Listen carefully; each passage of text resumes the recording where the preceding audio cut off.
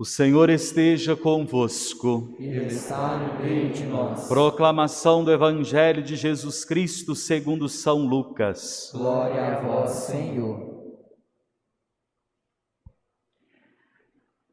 Naquele tempo, Jesus estava na margem do lago de Genezaré e a multidão apertava-se ao seu redor para ouvir a palavra de Deus. Jesus viu duas barcas paradas na margem do lago. Os pescadores haviam desembarcado e lavavam as redes.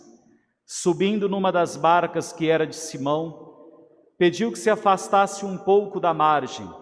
Depois sentou-se e da barca ensinava as multidões.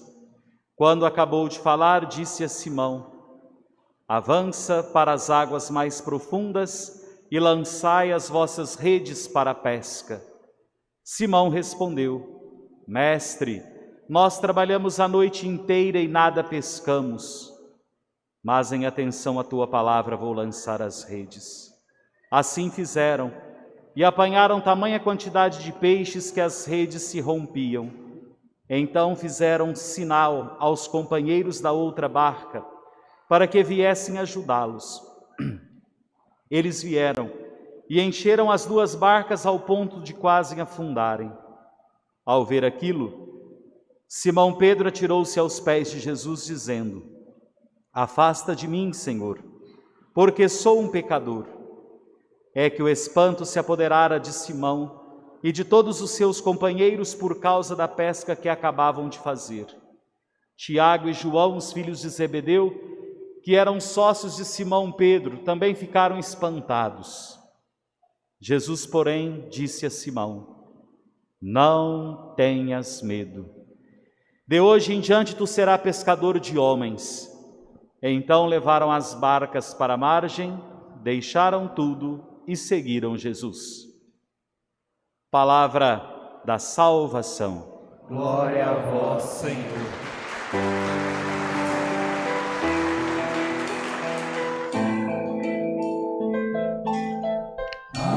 Aleluia, aleluia, aleluia, aleluia.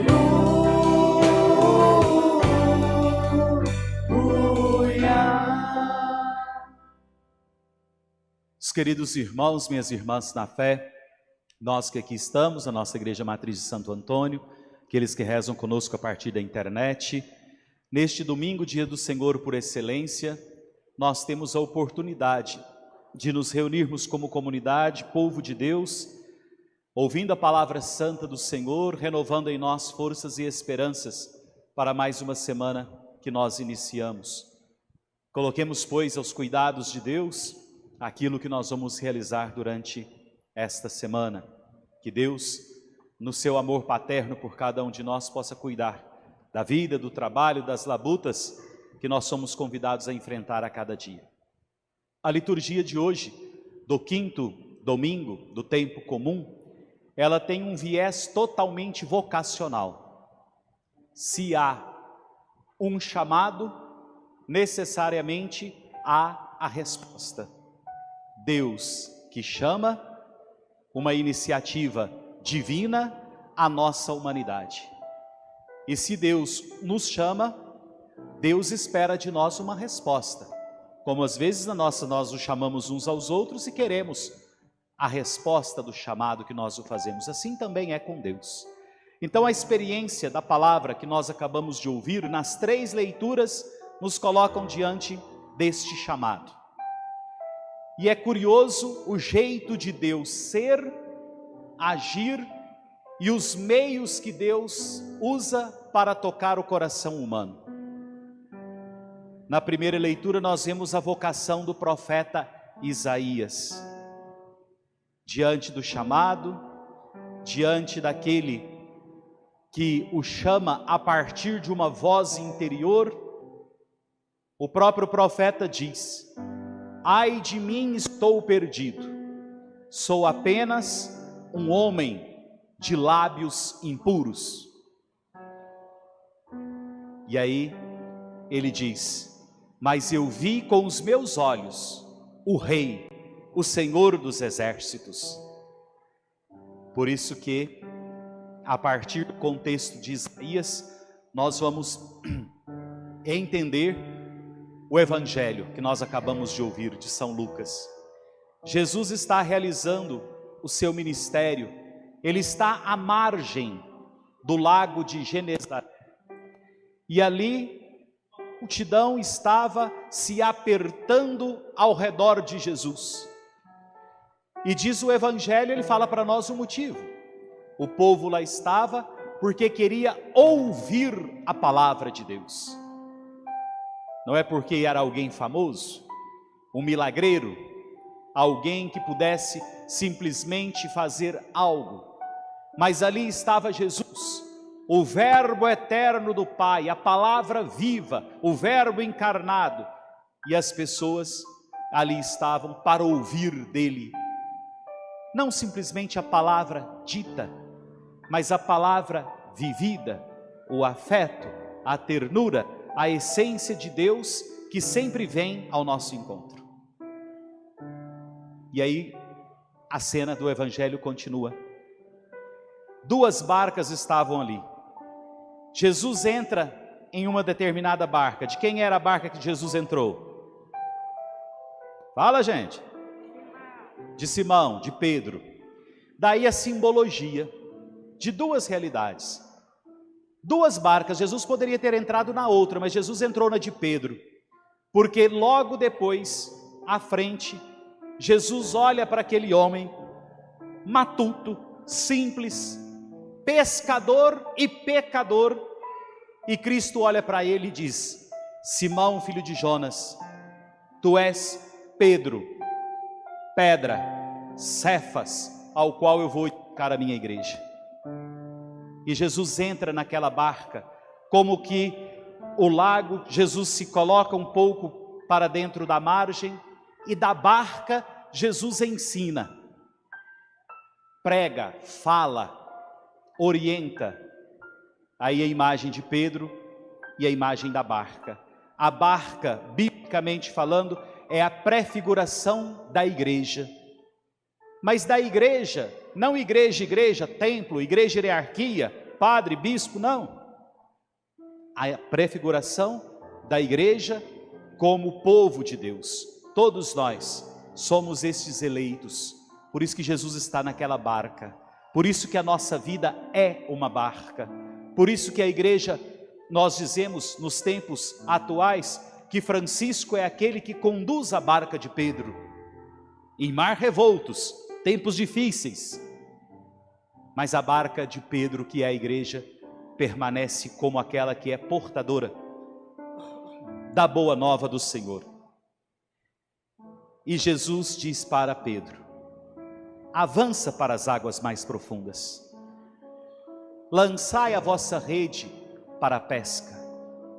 Jesus está dizendo para avançar para as águas mais profundas, porque Ele me convida, a mim e a você, a sair da nossa mesmice. O cristão deve ser como Jesus, itinerante, caminheiros nas estradas desta vida.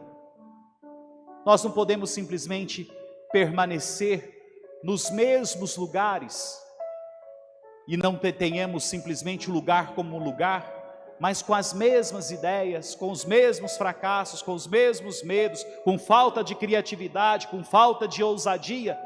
É disso que Jesus está dizendo, para que nós possamos avançar. Cá entre nós, Jesus está dizendo: avancem, pare de ficar pescando lambari na beira do córrego, avancem para as águas mais profundas. E Ele pede para Pedro lançar as redes. Irmãos, irmãs, caríssimos, pensemos nesta cena, uma noite de fracasso, uma noite em que eles trabalharam, labutaram a noite toda e nada pescaram. Foi uma noite de insucesso, de fracasso. Mesmo diante desse insucesso, deste fracasso, do cansaço, da noite de trabalho em vão, Jesus diz para Pedro: avancem, lancem as redes para a pesca. E Simão Pedro diz para Jesus: Senhor, nós trabalhamos a noite toda e nada pescamos, mas em atenção à tua palavra, eu vou lançar as redes. Então nós somos convidados a avançar para as águas mais profundas, a partir da nossa atenção para com a palavra santa de Deus. É em atenção à palavra do Senhor que nós estamos aqui. Deixamos as nossas casas, viemos para a igreja rezar neste domingo, dia do Senhor por excelência. É a atenção à palavra do Senhor que nós devemos mover a nossa vida e a nossa história. Porque podemos nos perguntar, esta palavra, como dizia Agostinho, Santo Agostinho, que é uma beleza sempre antiga e sempre nova, será que ela ainda há lugar para nos nossos corações, na nossa vida, ilumina o nosso jeito de ser e agir?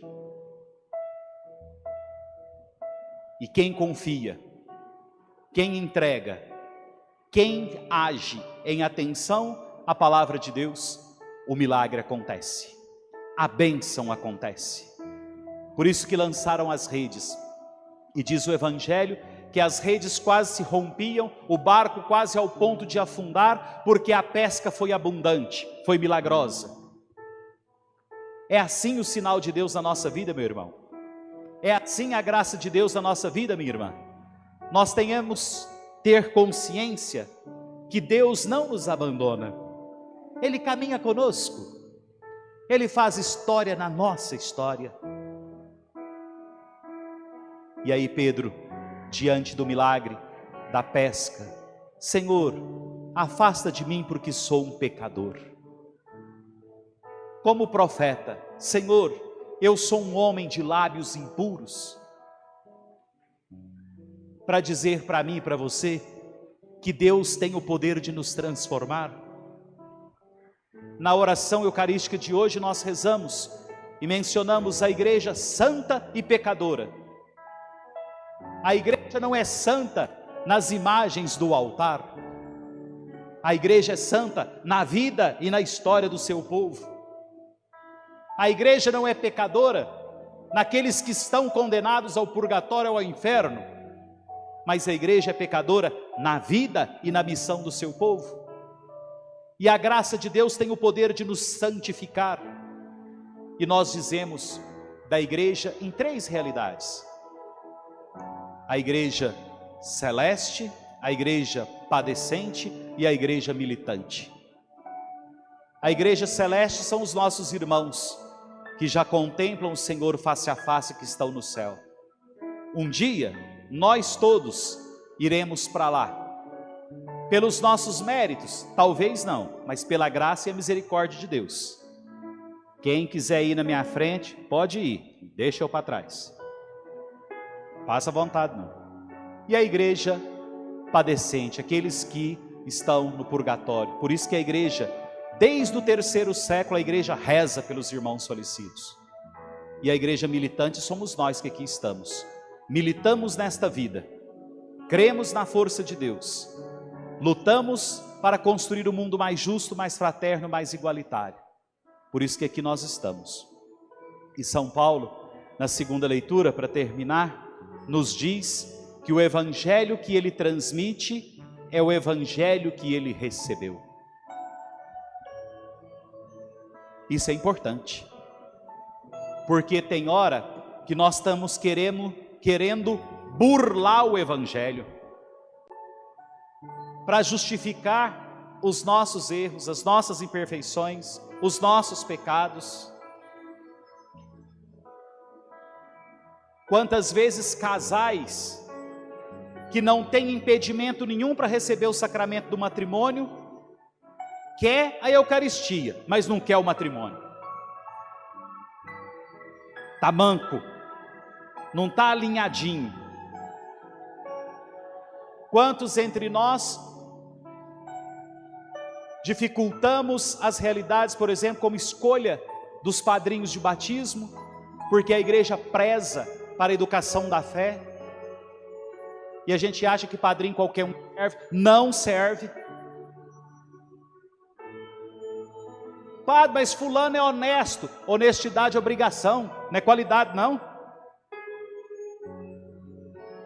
Se não tem vivência da fé, não deveria aceitar ser padrinho. Batismo não é ato social. É graça santificante de Deus dada ao seu povo.